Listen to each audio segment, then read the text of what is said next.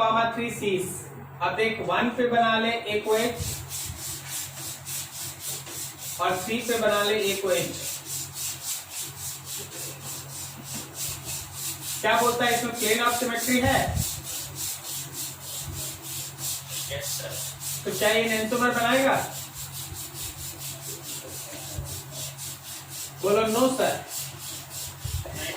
हाँ, तो बी में अगला है ट्रांस 1,3 साइक्लोहेक्सेन डाइओल। ट्रांस 1,3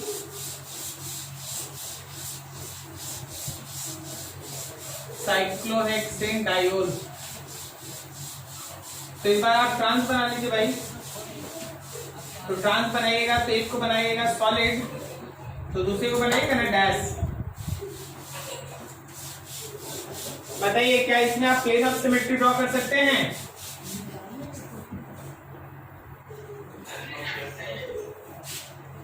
फिर सी देखो, सीस 1,4 साइक्लोहेक्सेन डाइओल। सीस 1,4 साइक्लोहेक्सेन डाइओल।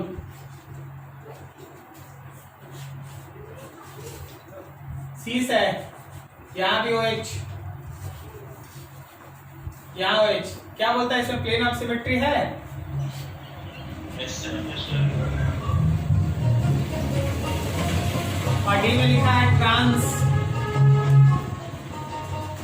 1,4 cyclohexane diol.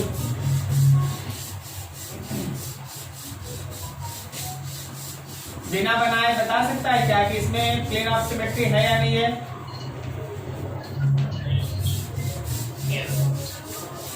इसमें प्लेन ऑफ सिमेट्री है या नहीं?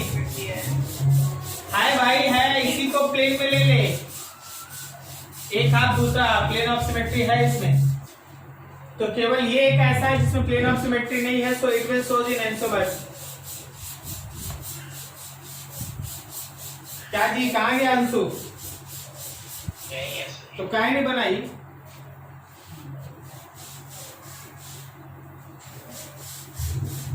कुछ और सोच रहे। हाँ, कुछ और ही सोचो। 225 बोला क्या अगला? Yes sir. तो दोनों क्या है? दोनों आपस में देखो, दोनों में 8 या 8 से ज्यादा नंबर ऑफ कार्बन है, तो इन अगर है तो क्या वो सीस ट्रांस हो कर सकता है? यस सर, कर सकते हैं।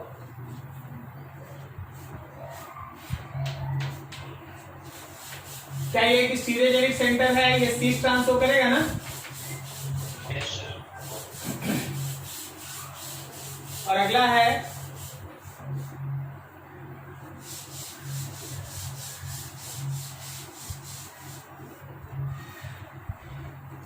ये डबल बॉन्ड।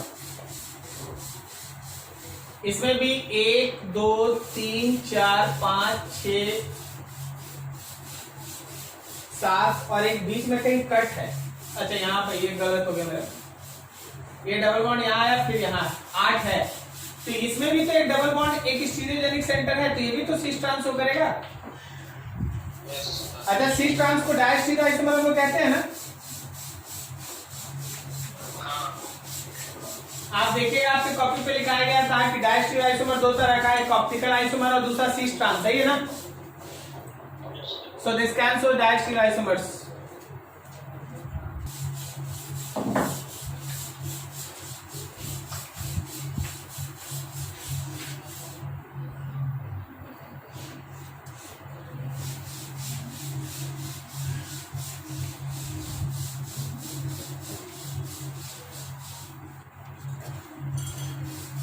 देख, इस मॉलिक्यूल को तुम ऐसे बना,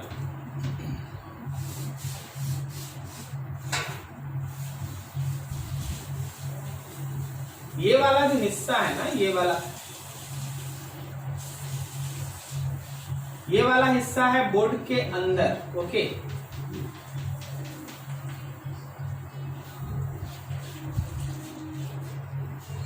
और ये वाला हिस्सा है बोर्ड के बाहर।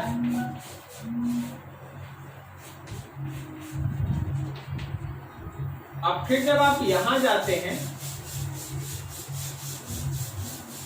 तो ऑब्वियसली ये वाला हिस्सा बोर्ड के बाहर है और वो वाला हिस्सा बोर्ड के अंदर। क्या समझ में आ रहा है? Yes, sir. थोड़ा 3 डायमेंशनल मॉलिक्यूल है यार, ठीक है। तो ये वाला हिस्सा बोर्ड के बाहर है, ये वाला हिस्सा बोर्ड के अंदर। तो अगर हम बीच से इसको बीच से बाइफरकेट करना, समझ रहा है क्या बोल रहे हैं हम? Yes, sir. तो दोनों कट जाएगा। अब मान लो जैसे ये प्लेन के बाहर है और अगर हम यहीं पे कट कर दें तो एक हाथ दूसरा हाथ भी तो मिरर इमेज हो जाएगा, Yes. Yes, sir. ठीक है। तो दो वो तो हमको फ्रैंकली ऐसे दिख रहा है, तीसरा सोचो, दो तो दिख ही गया।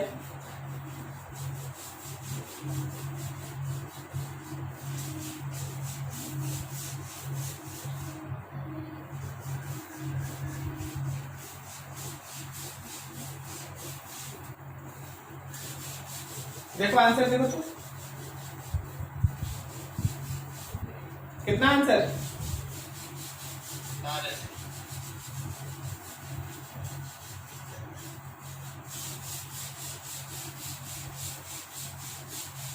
Four. 4 और सोचो क्लियर ऑफ सिमेट्री में।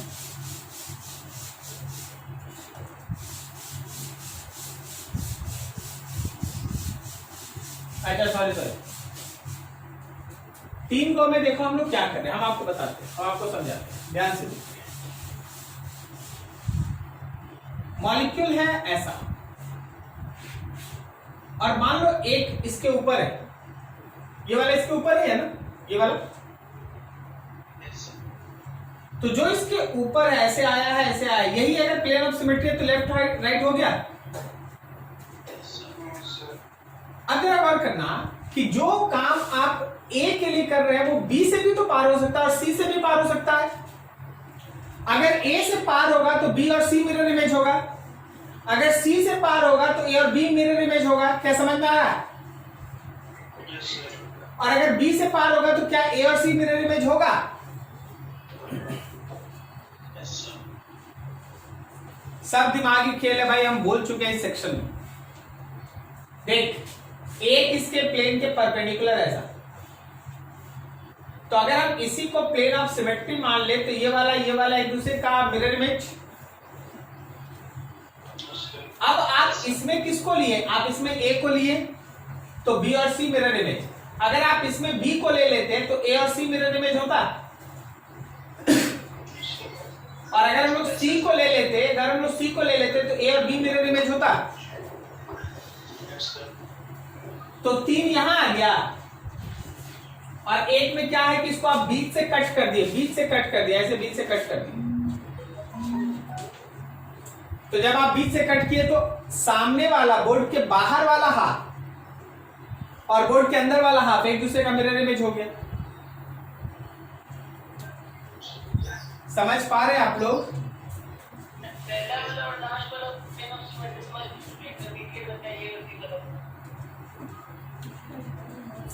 कैसे दिखाएं यार, यही सब दिक्कत होता है इस मॉलिक्यूल में।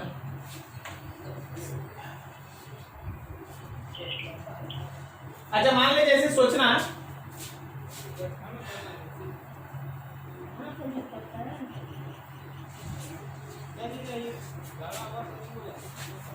ये भी से सर चेंज कर देखो जी, देखो एक हाफ दूसरा हाफ और एक हाफ बोर्ड के बाहर है, समझा? तो बोर्ड के बाहर वाले को अगर प्लेन ले लेंगे तो लेफ्ट और राइट वाला एक दूसरे का मिरर इमेज है। अब बोर्ड के बाहर में कौन सा हिस्सा होगा? अगर ए होगा तो बी सी मिरर इमेज है, अगर सी होगा तो ए बी मिरर इमेज है, और अगर बी होगा तो ए और सी मिरर इमेज है। 3 वहां हो गया और एक में यहां देखो ये सॉलिड मतलब हो गया बोर्ड के बाहर और ये डैश हो गया बोर्ड के अंदर। तो अगर बोर्ड को ये प्लेन ले ले तो बाहर वाला और अंदर वाला मिरर इमेज है। अच्छा, समझ में आया जी? तो यहां पे हम लिखना चाहेंगे plane of symmetry A, B and C mirror image.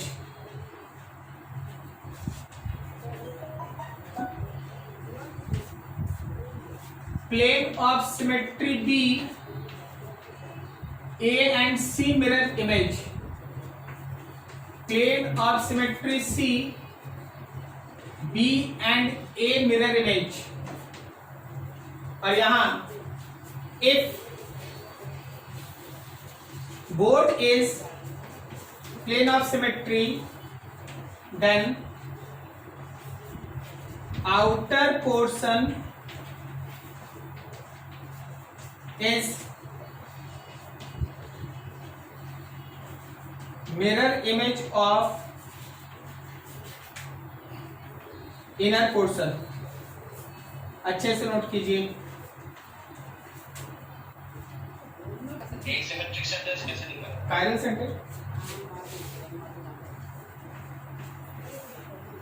Molecule हम लोग के पास ट्राइमिथाइल हेप्टेन,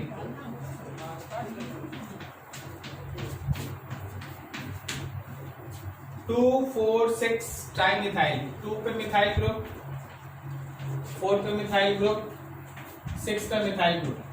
बोला इसमें असिमेट्रिक कार्बन सेंटर निकालने। क्या ये एक असिमेट्रिक कार्बन सेंटर है, कायरल सेंटर? बोलो। Yes sir. ठीक है, अब बता ये है क्या? नहीं है, नहीं है, इधर वाला उधर वाला। और ये है क्या? ये भी है। Yes sir. तो दो को तो सीधा सीधा दिखाई दे रहा है।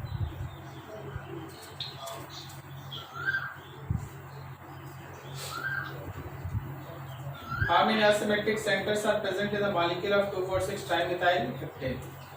दो तो इंपॉर्टेंट है, दो को है।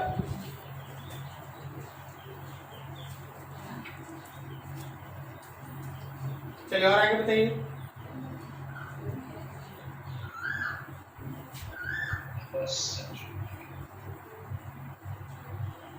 तो यही सब अभी तक आप लोग पढ़े हैं और ऐसे ही क्वेश्चन आपके सामने आता है और आपका डाउट भी आपके सामने है कि आपको क्या क्या डाउट हो जाता है। हम लोग कहाँ तक पढ़े थे लास्ट? आरएस नोमेनक्लेचर ना? किसी को नोमेनक्लेचर में दिक्कत?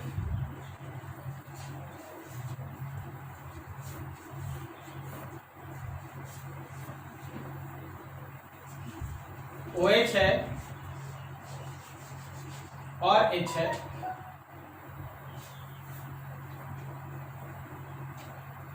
यहाँ पे H है और C2H5 है। तुम्हारा काम है इसका नाम लिखना with RS notation. RS notation के साथ इसका नाम लिखो।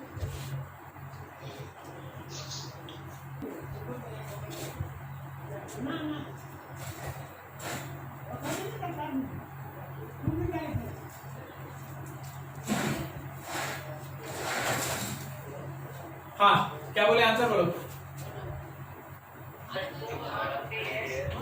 2R3S पेंटेन,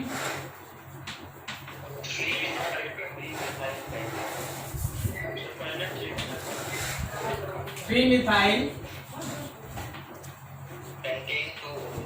पेंटेन 2-ol, यही है ना? Yes sir. सबका सेम है? नहीं आया तो अब तो लाना पड़ेगा। अब तो हम कुछ कर नहीं गए, अब लाना पड़ेगा, समझे? प्रैक्टिस करना चाहिए था ना, घर में जितना बनाए तो उतना आपको प्रैक्टिस करना चाहिए था आपको। ठीक है, चलिए आगे बढ़ेंगे आज।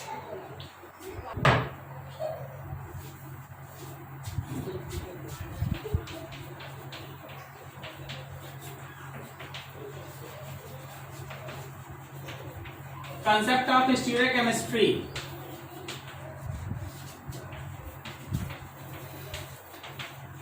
Associated with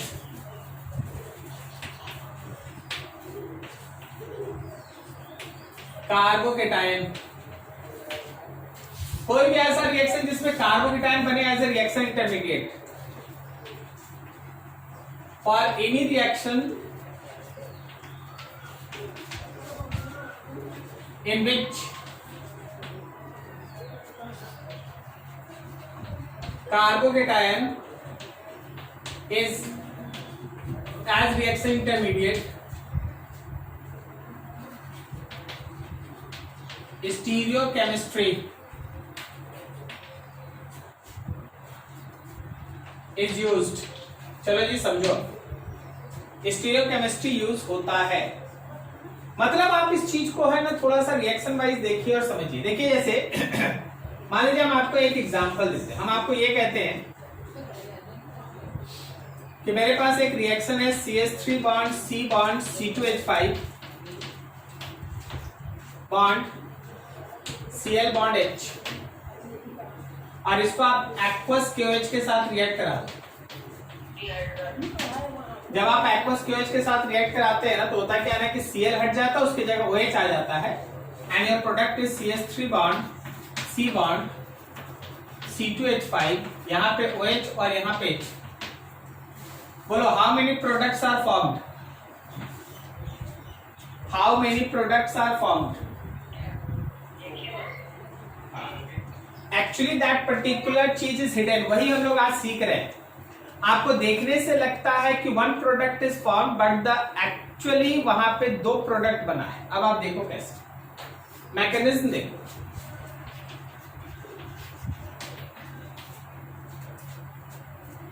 जब आप इस मॉलिक्यूल को लेते हैं C बॉन्ड,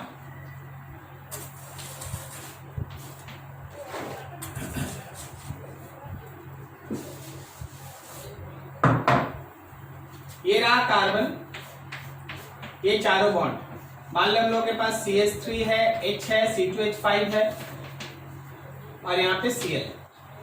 सबसे पहला स्टेप पे ये Cl अपना पेयर ऑफ इलेक्ट्रॉन लेके हट जाता है। जब Cl यहाँ से Cl माइनस फॉर्म में हटेगा तो आपके पास कार्बोकेटायन बनेगा, carbocation CH3 H C2H5 carbocation. जब आप देखिए अभी एक बात बेसिक से समझिएगा, जब आप इस मॉलिक्यूल को लेते हैं तो इसका हाइब्रिडाइजेशन sp3 है, इसलिए ये टेट्राहाइड्रल है, इसका शेप तुमको टेट्राहाइड्रल शेप में दिखता है। लेकिन जब ये कार्बोकेटायन बन गया तो ये sp2 है, और sp2 है तो ट्रायंगुलर प्लेनर है,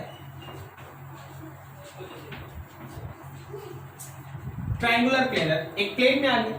जब ये प्लेन में आ गया, दिस इज कार्बोकेटायन, तो अब आपके पास ध्यान रखिएगा कि जो मेरा OH माइनस था, ये OH माइनस, इस OH माइनस को ऊपर से भी अटैक करने का रास्ता है और इसको नीचे से भी अटैक करने का रास्ता है। क्या समझ में आया?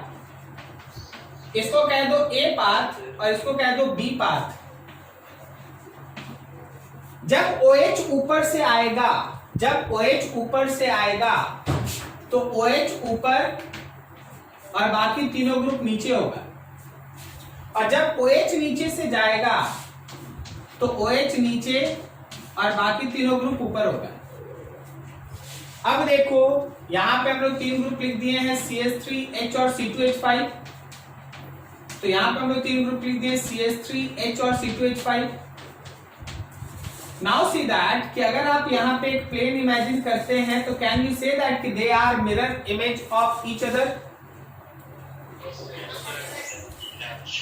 ठीक है, so these two are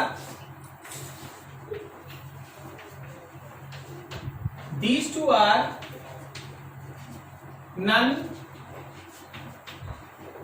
super imposable mirror image। So enantiomers, non superimposable mirror image, so enantiomers। ठीक है, ऊपर वाला जो मॉलिक्यूल है, ऊपर वाला जो मॉलिक्यूल उसमें जरा गौर करना, OH उसी साइड आया है जिधर से Cl हटा है। क्या बोलता, सही है? तो इसको हम लोग कहते हैं रिटेंशन इन कॉन्फ़िगरेशन। कॉन्फ़िगरेशन को रिटेन करना, रिटेंशन इन कॉन्फ़िगरेशन। लेकिन इसमें OH जो है वो हमारे Cl के अपोजिट डायरेक्शन में है, समझा? तो इसको कहते हैं inversion in configuration. Inversion in configuration. क्या आपको सबको समझ में आ रहा है? Yes, sir. तो जब भी कार्बोकेटायन बनेगा ना, you have to examine this type of situation. अब जरा सोचो, अगर ये A है तो इसका दो प्रोडक्ट है B and B dash, B और B डैश दोनों इनेंशियोमर है। B and B dash are enantiomers. B and B dash are enantiomer. सोच के बताना, सोच के बताना, अगर B है R कॉन्फ़िगरेशन तो B डैश कैसा है? S configuration. कोई दिक्कत नहीं इसमें? ठीक है। B and B dash are enantiomers. अगर B and B dash are formed in equal proportion, अगर B और B डैश इक्वल प्रोपोर्शन में बन जाए देन मिक्सचर। मिक्सचर का नाम बोलो। Mixture is racemic mixture. Racemic mixture. ठीक है, नोट करो यहां तक फटाफट।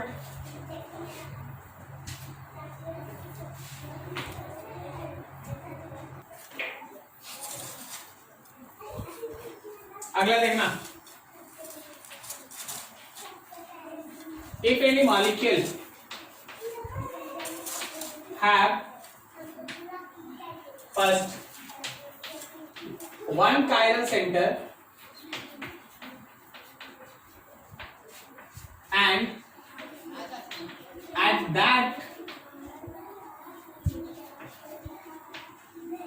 chiral center retention and inversion takes place। किसी मॉलिक्यूल के अंदर एक कायरल सेंटर है, एक कायरल सेंटर, जैसे अभी आप गौर किए तो आपके पास है एक ही कायरल सेंटर था शुरुआत में भी, CH3, C, C2H5, H और Cl एक कायरल सेंटर था, और उसी कायरल सेंटर पे इन्वर्सन और रिटेंशन दोनों हो रहा था। Inversion, retention, inversion takes place, then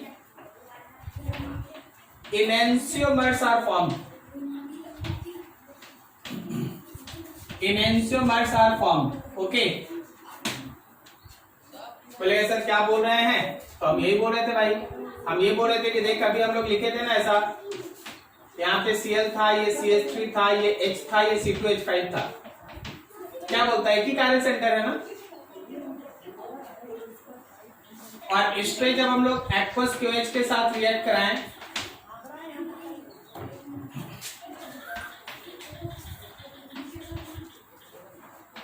यहाँ OH आ गया, यहाँ पे CH3, यहाँ H और C2H5,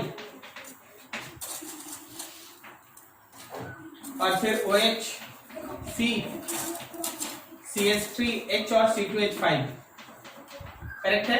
इनेंशियोमर्स बन गया, ये हम लोग अभी पढ़े।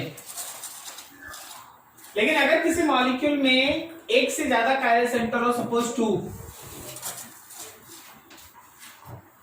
if any molecule have 2 chiral center,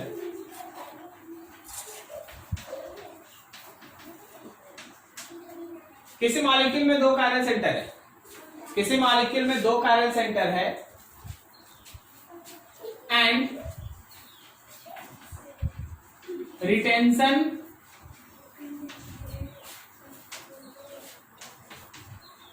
and inversion takes place at, इसका भी ये पार्ट, 1 कायरल सेंटर।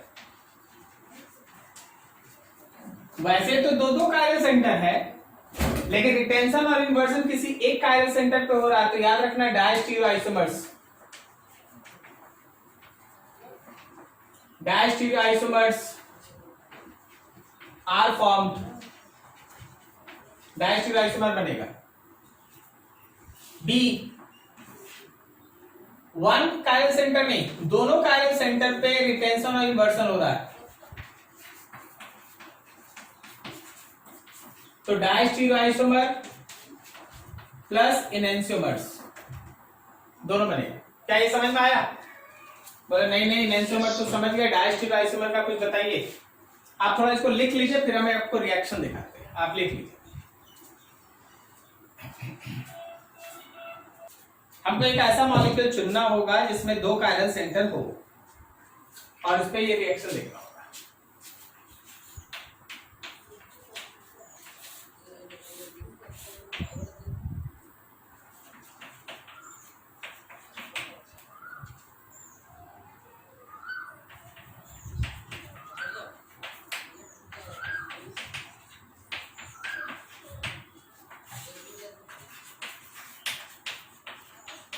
हम आपको ज्यादा रिएक्शन में नहीं फंसा रहे, अभी मेरा काम है दूसरी जगह ध्यान लगाना, उसी पे ध्यान लगाओ। क्या यहाँ दो कायरल सेंटर है? Yes, sir. Yes, sir. ठीक है, लेकिन आप रिएक्शन को अभी पिछले रिएक्शन से मिलाएंगे तो आपको पता चल रहा है कि रिएक्शन एक ही जगह होगा। नहीं समझा? हाँ सर, चांस ये लो इंसर्ट होगा।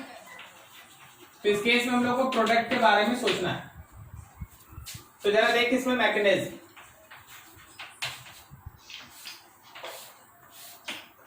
यहाँ पे ये C2H5 जैसे था वैसे है, CH3 जैसे था वैसे है, यहाँ H है, यहाँ Cl है, यहाँ H है और यहाँ CH3 है। तो Cl सबसे पहले पेयर ऑफ इलेक्ट्रॉन लेके हट जाएगा। जैसे ही Cl पेयर ऑफ इलेक्ट्रॉन लेके हटेगा,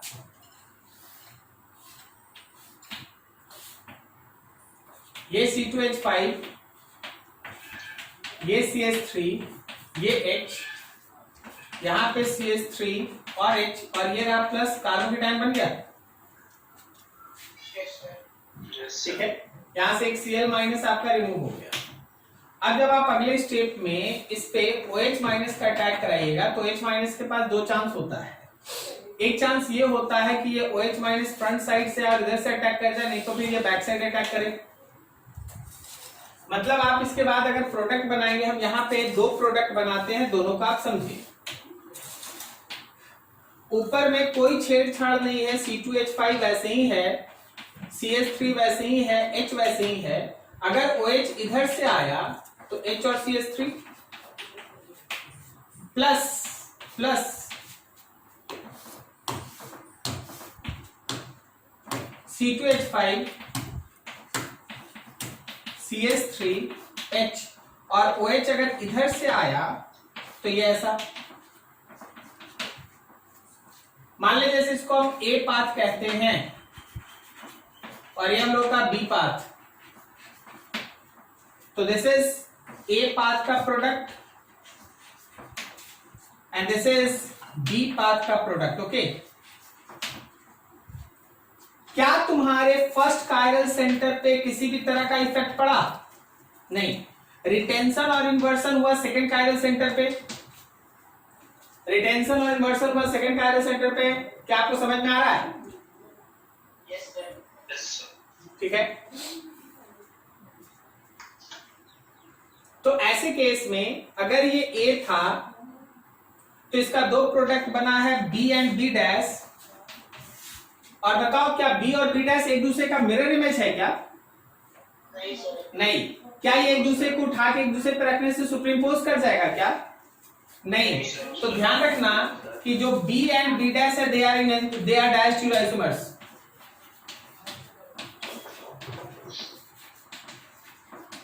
डैश स्टीरियोआइसोमर्स। क्लियर हुआ? Yes, sir. कोई दिक्कत किसी को? No, sir. गुड, ठीक है, नोट करो इसको ध्यान से।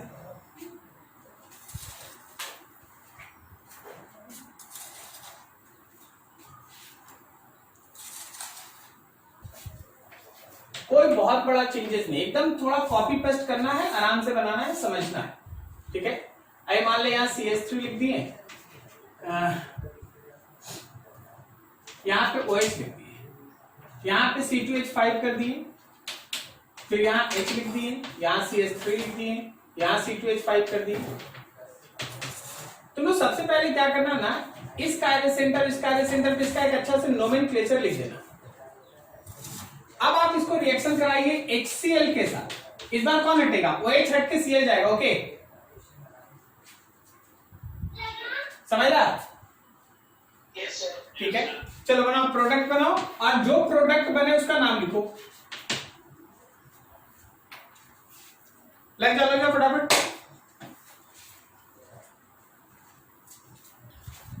क्या है? Same product आ रहा है, एक ही product continuum है। अच्छा, ऊपर रह गया इसलिए देखने में दिक्कत हो गया ना। यही चीज बहुत बड़ा प्रॉब्लम है, यही बहुत बड़ा प्रॉब्लम है आपका, कि आप ये नहीं सोच सकते हैं कि इस ग्रुप को सेम रख के अगर हम सारे पोजीशन को इंटरचेंज कर दें molecule remain same. Yes, sir. अब बोलो। Yes, continuum बन रहा है, sir. तो तुम जो बोल रहा है कि सेम प्रोडक्ट, क्या कर रहा है? OH यहां से हटा के Cl डाल दे रहा, 2 बार डाल, वही बन जा रहा। Sir, दो product आ रहा है, नाम लिख लिए। अरे सुन यार, सुन, हम तुमको बताते हैं, ठीक है? क्या हम लोग ये सीखे थे पिछले दिन? सबसे इंपॉर्टेंट बात पता है तुम इस सेक्शन में क्या सीखा है? आंख पे भरोसा मत करना, आंख पे भरोसा मत करना, ठीक है? Yes. तो तुमको बोला गया कि 2 कायरल सेंटर और 1 कायरल सेंटर पे है ना मॉलिक्यूल कार्बोकेटायन बनता है, रिटेंशन और इन्वर्सन होता है, तो डायस्टीरियोआइसोमर होता है। अब हम इसीलिए यहां OH दिए थे कि तुम हटाओ और दिखाओ कैसे होता है। तो कोई का दिमाग नहीं काम कर रहा है कि इसको एक बार घुमा दे 90, एक को फिक्स करके, मॉलिक्यूल तो सेम ही रहेगा। क्या बोलता है, सही है ना? Yes. और फिर उस पर काम करके दिखा दे। क्या आपके फाइनल आंसर में? अच्छा ठीक है, अब मान लो कि गलती हो गया, C2H5 गलती मानना is very good habit. C2H5 और यहां CH3 आ जाएगा, सही है? अब एक बार यहां Cl, एक बार यहां Cl, बस ना।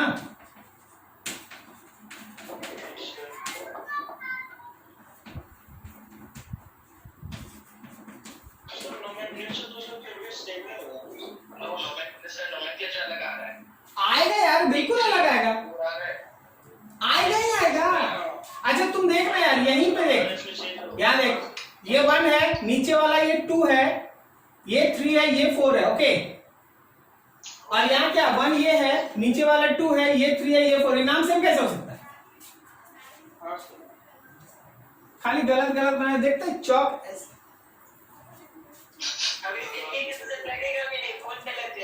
हाँ, और उसके बाद जेके सर आपको बोले तुम फोने पे मार रहा है, ठीक है? समझ में आया क्या हो रहा है? Yes, sir. Yes, sir. हाँ ठीक है।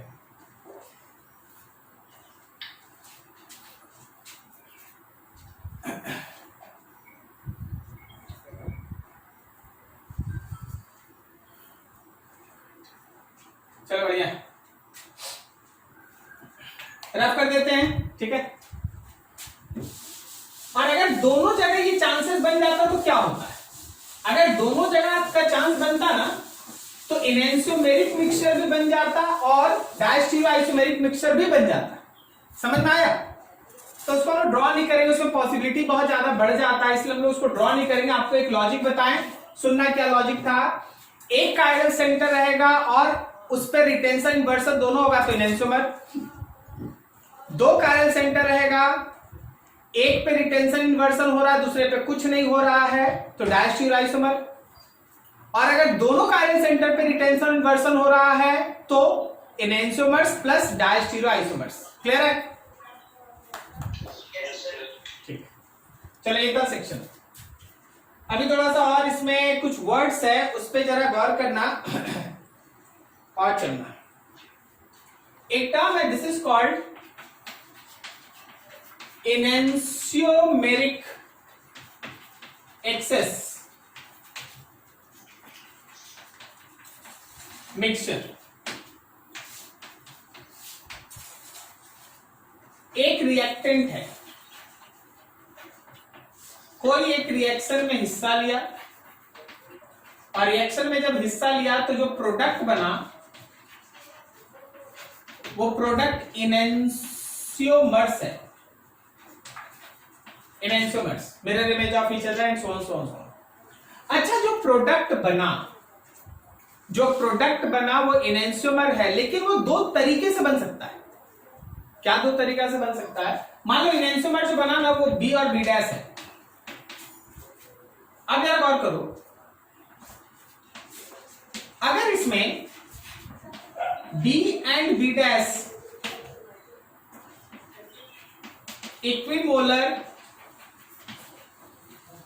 50-50 1:1 प्रोपोर्शन में हो, बिल्कुल सही, तो इसको नहीं रेसिमिक, तो ये आपका रेसिमिक मिक्सचर है। ओके, लिखा है इक्विमोलर है, 50-50 प्रोपोर्शन मेंटेन कर रहा, 1:1 रेशियो में बना, इसका मतलब दोनों बराबर है। अगर दोनों बराबर है तो ये बराबर कॉन्सेप्ट। लेकिन मान लो ऐसा है, if B and B dash unequal proportion हो, कोई ज्यादा कोई कम, अनइक्वल प्रोपोर्शन हो, कोई ज्यादा कोई कम, तो ऐसे केस में इनेंशियोमेरिक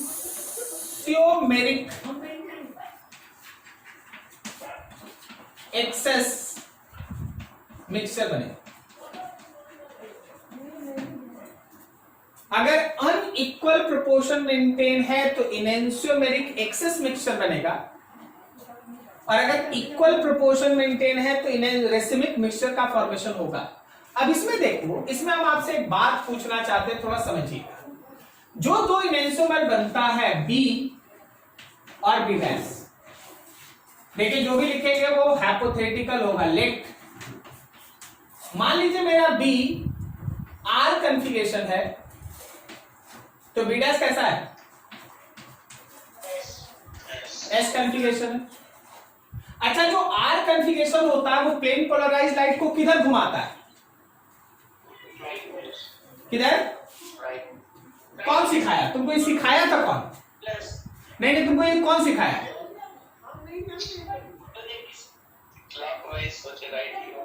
नहीं सोचा ना, हम तो नहीं ना सिखाते। मेरा नाम नहीं ना लेगा। हाँ, मेरा नाम मत लेना क्योंकि ये गलत है। बाकी अपने से जो बोलना वो। आर कॉन्फ़िगरेशन लाइट को राइट में ही घुमाएगा और एस कॉन्फ़िगरेशन लाइट को लेफ्ट में ही घुमाएगा। कुछ है ही नहीं, इसका कोई लॉजिक ही नहीं है। ये तो नाम है यार, नाम। समझा? अब सुन, उमंग 1, उमंग 2, उमंग 3, उमंग 4, बहुत सारा उमंग। तो क्या सब उमंग इसी के जैसा बिहेव करता है जैसा ये है? नहीं सर, हमको अलग ही। हाँ बिल्कुल अलग है, यूनिक है भाई। ठीक है, तो देख, नाम को रोटेशन में मत लाना। आर और एस नोमेनक्लेचर का पार्ट है, उसको रोटेशन से कोई मतलब नहीं। कोई मॉलिक्यूल का आर कॉन्फ़िगरेशन लाइट को राइट में घुमाएगा तो कोई मॉलिक्यूल का आर कॉन्फ़िगरेशन लाइट को लेफ्ट में घुमाएगा। तो लड़ाई झगड़ा नहीं करना भाई, देखिए उल्टा घुमा रहा। अरे लाइट का नाम से, सॉरी मॉलिक्यूल के नाम से उसके रोटेशन पे थोड़ी ना कोई इफेक्ट पड़ जाएगा। क्या तुमको बात समझ में आ रहा है? Yes sir. हाँ ठीक है, तो नाम एक अलग चीज है और काम एक अलग चीज है। ओके, आर और एस नाम है कि काम है? नाम है। आर और एस जो है वो नाम है। ठीक है, अब मान लो आर कॉन्फ़िगरेशन लेट क्लॉकवाइज, नहीं एंटी लिखते, एंटी क्लॉकवाइज लिखते, ताकि जब घर में देखो तो कुछ नहीं समझना है। तो एकदम श्योर है, लेट ये तो क्लॉकवाइज होगा, उल्टा तो होगा ही। नहीं नहीं नहीं, अगर ये एंटी क्लॉकवाइज है तो क्लॉकवाइज ही होगा, और अगर ये क्लॉकवाइज है तो देख, नाम में वो आर है तो दूसरा एस होगा, काम में क्लॉकवाइज है तो दूसरा एंटी क्लॉकवाइज होगा तो उल्टा ही। क्या बात समझे? हाँ, साथ में रहेगा तो होगा उल्टा ही होगा। समझे? एक आर है तो दूसरा एस होगा, और अगर आर वाला एंटी क्लॉकवाइज है तो एस वाला क्लॉकवाइज है, अगर आर वाला क्लॉकवाइज है तो एस वाला एंटी क्लॉकवाइज है। ओके ठीक है। अब जरा देखना, एनेंशियोमेरिक मिक्सचर में नेट रोटेशन कितना बोलो? पॉजिटिव नहीं तो नेगेटिव कोई एक होगा सर। 0 होगा भाई। एनेंशियोमेरिक मिक्सचर है, एनेंशियोमेरिक एक्सेस मिक्सचर नहीं है। एनेंशियोमेरिक मिक्सचर मतलब रेसमिक, नाम तो नेट रोटेशन 0 है। लेकिन जब आपके पास एनेंशियोमेरिक एक्सेस मिक्सचर होगा, एनेंशियोमेरिकली एक्सेस मिक्सचर होगा, तो याद रखना कि नेट रोटेशन 0 नहीं होगा। करेक्ट? Yes sir. अगर मान लो, हम तो सब बोल रहे हैं यहां सपोज करने के लिए, अगर मान लीजिए B/B' का प्रोपोर्शन है 70:30, B ज्यादा है B' कम है, तो B ज्यादा है तो एंटी क्लॉकवाइज, तो क्या नेट रोटेशन एंटी क्लॉकवाइज होगा? अरे भाई अगले दिन हम इसका कैलकुलेशन भी आपको बताएंगे, लेकिन अभी पहले बेस तो बना लीजिए, उस चीज समझिए। ठीक है। अब B और B' में 70 और 30 है, तो B के हिसाब से नेट रोटेशन आया। तुम्हारे उस मिक्सचर में कितना कंपाउंड मिल रहा है? एक कंपाउंड की 2 कंपाउंड? 2 कंपाउंड मिल रहा है। Effect on plane polarized light, clockwise rotation या anti clockwise rotation? Anti clockwise. This type of mixture is called enantiomerically excess mixture. Enantiomerically excess mixture. सही है? नोट करो इसको अच्छे से। खाली पेन कॉपी से ही नहीं चलता है, दिमाग चलता है। बोल रहे हैं यहाँ पे जो हिंदी उंदी में लिखना होगा लिख लेना सब अपना।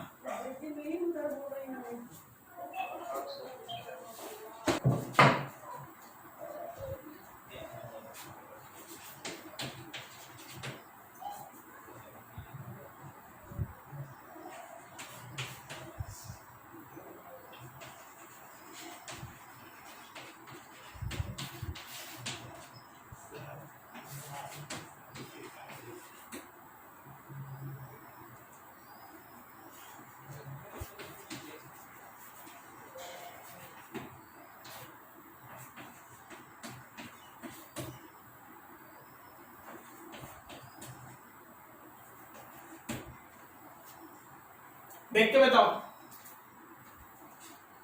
इस रिएक्शन से तुम क्या क्या सीख रहा है। हम अभी कोई क्वेश्चन नहीं बना पाए हैं, हम बस ऐसे ही कुछ लिख दिए हैं। ठीक है, बता इस रिएक्शन को देख के तुम क्या सीख रहा है। लेफ्ट हैंड साइड में क्या दिया होगा, जो दिया होगा उसको तुम पहचान पा रहा क्या है? हाँ, ये रिटेंशन है बोल रहा है। और कुछ? Very good. ये एक्चुअली इनेंशियोमेरिक एक्सेस है। क्या सही है ना? ठीक है। अब देख, S से जो R बना होगा वो रिटेंशन होगा कि इन्वर्सन होगा? वेरी गुड, इन्वर्सन होगा। और इसी S से जो S बना होगा वो क्या होगा? रिटेंशन होगा।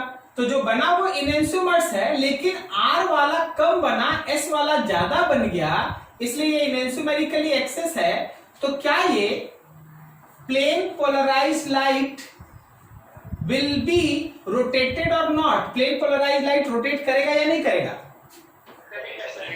रोटेटेड अकॉर्डिंगली किसका? अकॉर्डिंगली S कॉन्फ़िगरेशन और R configuration? Accordingly S configuration rotation. हम नहीं लिखे क्लॉकवाइज और एंटी क्लॉकवाइज। क्या समझ में आ रहा है? S जैसे घुमाना चाहेगा वैसे घूमेगा। अब S अगर क्लॉकवाइज घुमा रहा होगा तो क्लॉकवाइज घूमेगा, S अगर एंटी क्लॉकवाइज घुमा रहा होगा तो एंटी क्लॉकवाइज घूमेगा। क्लियर है?